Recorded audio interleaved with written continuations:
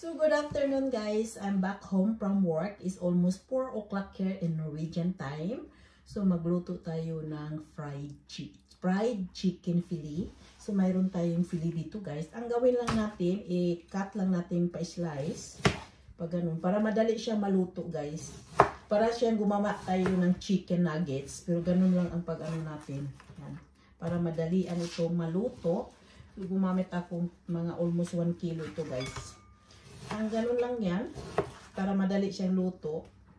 I-grill ko dapat ito, pero pag chicken fillet kasi pag i-grill, maano siya, matagal, ma-dry ang ano niya, chicken. Ito gawin natin na yung medyo ma-juicy. So kinakat ko lang siya, pag ganun, para siyang, parang manipis ang dating itong chicken ito. It's like this, yan, para siyang manipis. So, para madali siya ma-fry natin guys. So, mayroon na akong glass bowl. Ilagay natin sa glass bowl nito. This is it. So, kailan talaga dito guys magluluto ka dahil mahal ang bilihin dito. So, ito na yung mga ingredient paghalo natin. Gumamit lang akong 1 tablespoon na bell pepper powder, 1 tablespoon na bell pepper powder, paprika, and also the spices, salt, and garlic powder. So, i-mix lang natin ito dito sa chicken natin. And of course, gumamit akong 1 tablespoon na, ay gawin kong 2 tablespoon na cornstarch to make it juicy. And then, mag-press tayo, press tayo ng lime. I-press natin yung lime para it make it juicy. Tapos yung chicken niya, medyo ano siya, hindi siya mapanghi. So, i-mix lang natin ito. Mix lang lahat ng ingredient hanggang mahalo ito.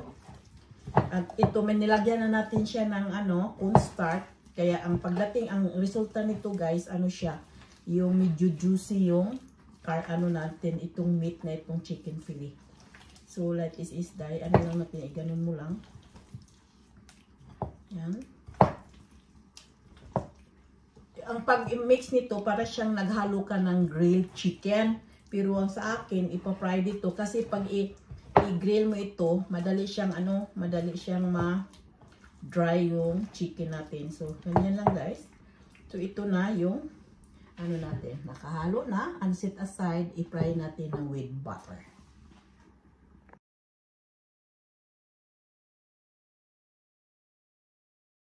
Ito na guys, gumamit lang tayo ng grill meal. Ano lang natin, i-dip lang natin dito yung chicken natin. Like that. And like this. And then fry. Not deep fry, just only side by side guys. Yan. Like this.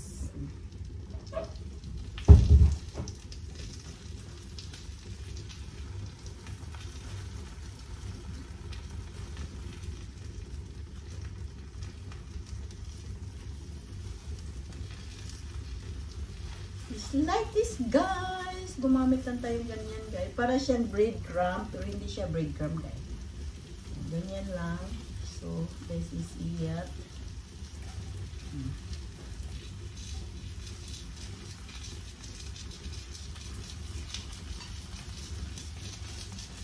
Tuloy-tuloy lang guys, that is it. I-dip mo lang dito sa ganyan, and then i-dip yung nakamarinate na chicken natin. And this is it. So, that is it guys. Ito na siya guys. Guys, dinidip natin yung chicken na marinate dito sa grill na flour. That is it.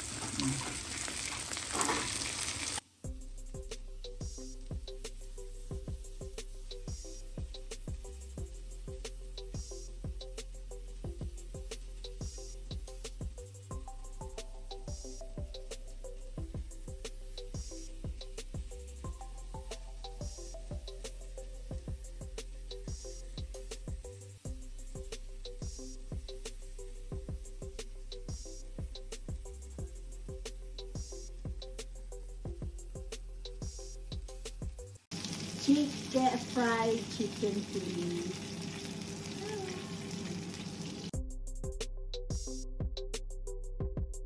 This dinner for today's fried chicken fillet with grilled flour. Yes, this is it. It's yummy.